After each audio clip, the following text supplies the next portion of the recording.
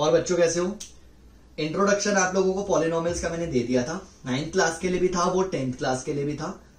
आज जो हम टॉपिक करने वाले हैं वो टॉपिक है value of the polynomial and zero of the polynomial. Value of the polynomial purely 9th class के लिए है, उसमें 10th क्लास का कुछ नहीं है, वैसा कुछ नहीं आता, लेकिन 10th क्लास वालों के लिए भी वो इंपॉर्टेंट है, प्रैक्टिस कर लेना क्योंकि वो काम आता है। जीरो ऑफ द पॉलिनोमियल जो है उसमें मैं 3 टाइप के क्वेश्चंस बताऊंगा, linear polynomial, quadratic polynomial and cubic polynomial. Linear polynomial सिर्फ 9th वालों को लीनियर पॉलिनोमियल करना है, आपको क्वाड्रेटिक और क्यूबिक नहीं करना। आप समझ सकते हो, कुछ मुश्किल नहीं होगा, उसके अंदर फैक्टराइजेशन जो है वो आपके काम आ जाएगी, लेकिन आपको जो जीरो ऑफ द पॉलिनोमियल है उसके अंदर सिर्फ लीनियर वाला पढ़ना है। 10th क्लास वालों को तीनों पढ़ने हैं लीनियर में, लीनियर भी पढ़ना है आपको, क्वाड्रेटिक भी पढ़ना है और आपको क्यूबिक भी पढ़ना है। तो हम सबसे पहले जो स्टार्ट कर रहे हैं वो है value of polynomial. Value of polynomial कुछ भी नहीं है, बहुत बहुत आसान सा टॉपिक है और मैं आपको वैसे ही कॉन्सेप्ट्स बताऊंगा जैसे मैंने अपनी फर्स्ट वीडियो में बताया था। और कॉन्सेप्ट्स पढ़ने के बाद आपकी एक्सरसाइजेस अपने आप हो जाएंगी, आपको ज्यादा टेंशन लेने की जरूरत नहीं होगी। वैल्यू ऑफ द पॉलिनोमियल में मान लो मैंने आपको एक पॉलिनोमियल दिया px, मैं यहां पे पॉलिनोमियल को px से डिनोट कर रहा हूं। मैंने पॉलिनोमियल दिया 4x + 3 और मैंने बोला कि मुझे p1 निकाल के दिखाओ। तो कितना आसान है, मुझे जस्ट x की जगह पे 1 पुट करना है, तो मैंने यहां पे 1 पुट कर दिया। और जब मैंने इसको सॉल्व किया तो ये जो 7 आंसर आ रहा है ये इस पॉलिनोमियल की वैल्यू है at 1। तो हम क्या बोलते हैं कि ये जो 7 वैल्यू आ रही है वो इस px की है, इस पॉलिनोमियल की है at 1। इस पॉलिनोमियल की डिफरेंट वैल्यूज निकल सकती है जब हम डिफरेंट पॉइंट्स यहां पर पुट करेंगे। तो अगर मैं चाहूं तो इस पॉलिनोमियल की वैल्यू 0 पर भी निकाल सकता हूं, तो इसमें मैंने पुट कर दिया 0, तो जब मैंने यहां से सॉल्व किया तो आंसर आया 3। बहुत ही बेसिक सा कॉन्सेप्ट है।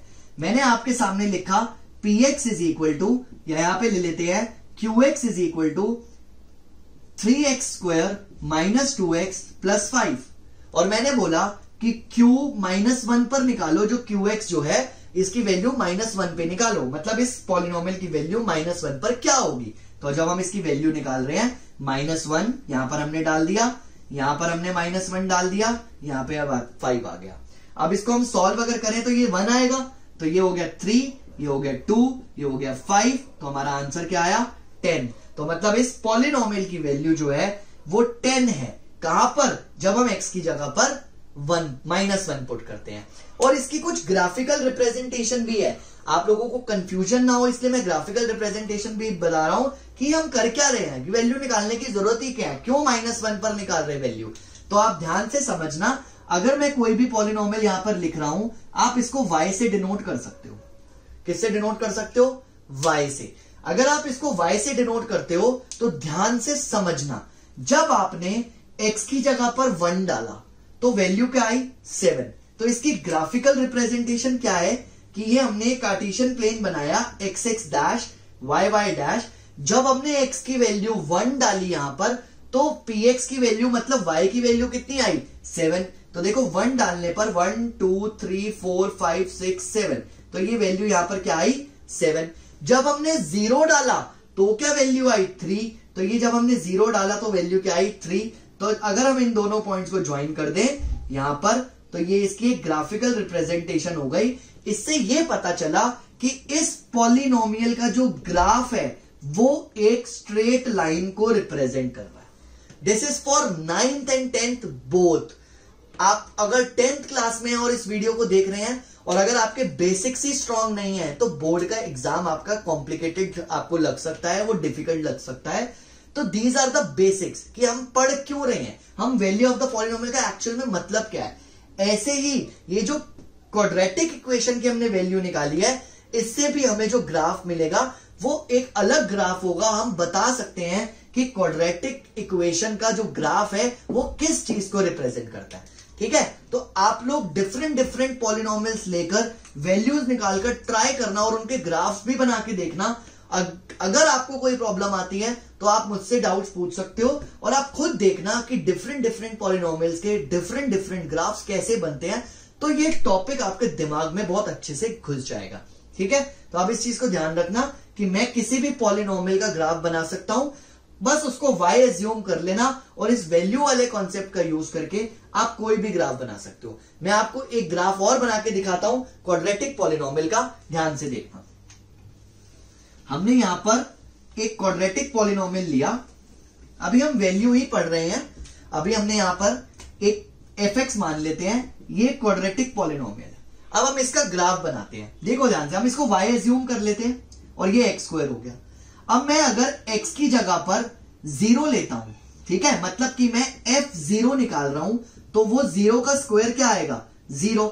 मतलब x की जगह पर 0 लेने पर, x की जगह 0 लेने पर जो y आ रहा है वो भी क्या आ रहा है? 0। तो जब हम ग्राफिकल रिप्रेजेंटेशन देखेंगे तो x और y 0 दोनों यहां पर है। अगर मैं x की जगह पर 1 लेता हूं, मतलब fx में 1 पुट करता हूं, तो यहां पर जो आंसर आ रहा है y, वो क्या आ रहा है? 1। मतलब अगर मैंने 1 लिया तो यहां से y की वैल्यू भी क्या आ रही है? 1। इसी तरह से x की वैल्यू अगर मैं -1 लेता हूं, f -1 पुट करता हूं, तो y की वैल्यू यहां से भी क्या आएगी? 1 आएगी, क्योंकि -1 का स्क्वायर भी 1 होता है। तो अगर मैंने -1 लिया तो भी आंसर क्या आया? 1। अगर मैं x की जगह 2 लेता हूं, देखो x की जगह 2 लूंगा तो इस y की वैल्यू क्या आएगी? 4। तो अगर मैं 2 लेता हूं तो ये 1 2 3 4, तो ये आएगा 4। और अगर मैं -2 लेता हूं तब भी क्या आएगा? ये 4। अगर मैं इनको ज्वाइन कर दूं तो इस तरह से एक कर्व बनेगा और इस कर्व को बोलते हैं पैराबोला। क्या बोलते हैं? पैराबोला, जिसके बारे में आप क्लास 11th में पढ़ोगे। अभी आप लोगों को मैंने सिर्फ वैल्यू ऑफ पॉलिनोमियल क्यों कर रहे हैं, क्यों निकाल रहे हैं, उसका कॉन्सेप्ट बताया और कैसे निकाल रहे हैं वो बताया। मतलब आपको कोई भी अगर पॉलिनोमियल दिया है px = x - 1 x - 3 इस तरह से, और आप इसके अंदर वैल्यूज बोल रहा है आपको कि आपने p2 निकालना है, p1 निकालना है, p0 निकालना है, तो just you have to put this value, जो x की वैल्यू है वो इसमें पुट करनी है। तो देखो अगर मैं 2 डालता हूं, 2 - 1 2 - 3, तो ये 1 × -1 आ जाएगा, ठीक है। और अगर मैं 1 डालता हूं, 1 - 1 1 - 3, तो ये 0 आ जाएगा। अगर मैं 0 डालता हूं, 0 - 1 0 - 3, तो ये 3 आ जाएगा। These are the values of the polynomial. बहुत ही सिंपल सा कॉन्सेप्ट।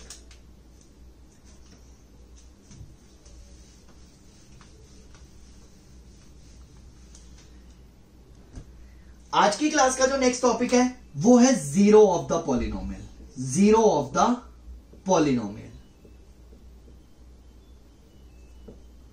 और ये भी बहुत सिंपल सा कॉन्सेप्ट है। जीरो ऑफ द पॉलिनोमियल कुछ मुश्किल नहीं है। अब सबसे पहला सवाल आता है दिमाग में कि ये जीरो ऑफ द पॉलिनोमियल क्या है। हम इसको रूट भी बोल सकते हैं, रूट ऑफ द पॉलिनोमियल। मतलब पॉलिनोमियल में अगर मैंने ये पॉलिनोमियल लिखा px = 3x - 4, ये मैंने लिखा है पॉलिनोमियल, मैं आपको बोल रहा हूं what is the zero of the polynomial. तो हमें ये देखना है कि कौन सी x की वैल्यू पर, कौन सी x की वैल्यू पर इस पॉलिनोमियल की वैल्यू 0 आती है। कौन सी x की वैल्यू पर इस पॉलिनोमियल की वैल्यू 0 आती है। तो बहुत ही सिंपल सा तरीका है, आप px को ही 0 पुट कर दो, क्योंकि हमें 0 ही तो चाहिए। तो हमने 3x - 4 को जब 0 के इक्वल रखा तो x की वैल्यू क्या आ गई? 4/3। तो this 4/3 is called the zero of the polynomial, क्योंकि अगर आप इस 4/3 को पॉलिनोमियल में डालोगे तो पॉलिनोमियल की वैल्यू क्या आएगी? 0 आएगी। देख लो, 3 × 4/3 -4, यहां पर 3 से 3 कैंसिल, 4 - 4 क्या आ गया? 0। तो दिस इज लीनियर। लीनियर का मतलब क्या होता था? जिसकी डिग्री 1 हो। तो 9th क्लास के बच्चों के लिए सिर्फ लीनियर पॉलिनोमियल की 0 निकालना सीखना है। अभी आपने, अभी जो मैं आपको इस क्लास के अंदर बता रहा हूं, आपने कुछ एक्स्ट्रा नहीं करना। तो लीनियर पॉलिनोमियल जो है 3x - 4, हमने इसको 0 के इक्वल रखा और x की वैल्यू निकाल ली। बात समझ आई? एक और एग्जांपल लेते हैं। अगर मैंने एक पॉलिनोमियल लिया gx 4 - x, और मैंने बोला ये भी लीनियर है, देख लो डिग्री 1 है इसकी, x की पावर जो है वो 1 है। अगर मैंने बोला find the zero of the polynomial, you just have to put gx = 0। हमने 4 - x को 0 रखा, यहां से x की वैल्यू निकाल ली 4, तो इसका मतलब this is the zero of the polynomial. बहुत ही सिंपल सा कॉन्सेप्ट था। तो ये है लीनियर पॉलिनोमियल। आपके एग्जाम में ऐसे भी क्वेश्चन आ सकता है find the zero of the polynomial, और ऐसे भी आ सकता है check whether this number is zero of the polynomial. जैसे मैंने आपके सामने लिखा px = 2 - 3x।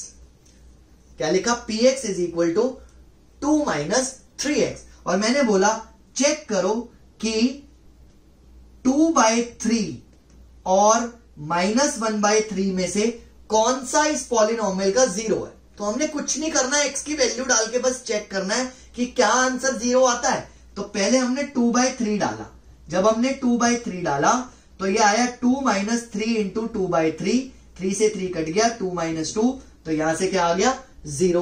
तो yes 2/3 is zero of the polynomial. और अगर हम -1/3 डालते हैं तो 2 माइनस 3 इंटू -1/3, ये काट के 2 + 1 3 आ रहा है, this is not equal to zero, तो this is not a zero, तो ये जीरो नहीं होगा। तो जीरो निकालने के लिए भी जीरो के इक्वल पुट करना है, और जीरो है या नहीं चेक करने के लिए भी हमें वैल्यू निकाल के देखनी है कि क्या वैल्यू जीरो आ रही है या नहीं आ रही। बहुत ही सिंपल सा कॉन्सेप्ट, ये था लीनियर पॉलिनोमियल का कॉन्सेप्ट। बात समझ आ गई। हमने क्या करना है, अगर हमें चेक करना है कि weather a number is zero of the polynomial और नॉट, तो हमें उस नंबर को पॉलिनोमियल में पुट कर देना है। अगर आंसर जीरो आ रहा है तो यस, नहीं आ रहा तो नो। 9th क्लास के बच्चे सेकंड और थर्ड एक्सरसाइज उठा के देखोगे तो आपके सारे क्वेश्चन इन्हीं कॉन्सेप्ट्स के ऊपर बेस्ड है जो खत्म हो चुके हैं। लेकिन मैं आप लोगों को क्वाड्रेटिक और क्यूबिक जो बता रहा हूं वो भी जरूरी है। आप उस चीज को भी याद करना, उस चीज को भी देखना कि अगर क्वाड्रेटिक या क्यूबिक आता है तो हमें जीरो ऑफ द पॉलिनोमियल कैसे निकालना है। अब हम स्टार्ट करेंगे, जीरो ऑफ द पॉलिनोमियल ही कर रहे हैं, लेकिन जो पॉलिनोमियल्स हैं वो सारे क्वाड्रेटिक है। ठीक है, तो मैंने 3 क्वेश्चन लिखे हैं यहां पर। एक में px x² है, एक में px x² - 4 है, और एक में px x² + 5x + 6 है। आपको निकालना है find the zero of the polynomial. ध्यान रखना, लीनियर पॉलिनोमियल में एक ही जीरो होता है, क्वाड्रेटिक पॉलिनोमियल में 2 जीरो होते हैं, क्योंकि क्वाड्रेटिक है, डिग्री कितनी है 2, तो 2 जीरो आएंगे। क्यूबिक पॉलिनोमियल में डिग्री होती है 3, तो 3 जीरो आएंगे। बाय क्वाड्रेटिक पॉलिनोमियल होता है तो 4 जीरो आएंगे। तो मतलब जितनी डिग्री उतने जीरोस, ये ध्यान रखना। तो अब स्पेसिफिकली मैंने जान के ऐसे ही क्वेश्चन लिए हैं ताकि आप लोगों को प्रॉब्लम ना हो। सबसे पहले, क्योंकि ये डाउट रहता है, बच्चों को पता ही नहीं होता कि ऐसा क्यों हो रहा है, तो ध्यान रखना। सबसे पहले मैंने लिखा px = x²। हमें क्या निकालना है, जीरो। कॉन्सेप्ट तो वही रहेगा कि हमें x की वो वैल्यू देखनी है जहां पर x जो हमारा पॉलिनोमियल है, हमारा px है, वो जीरो हो जाए। तो हम क्या करते थे, पुट करते थे px को जीरो के इक्वल। तो हमने यहां पर जब x² को जीरो के इक्वल रखा तो x की वैल्यू हमारे पास क्या आएगी, जीरो।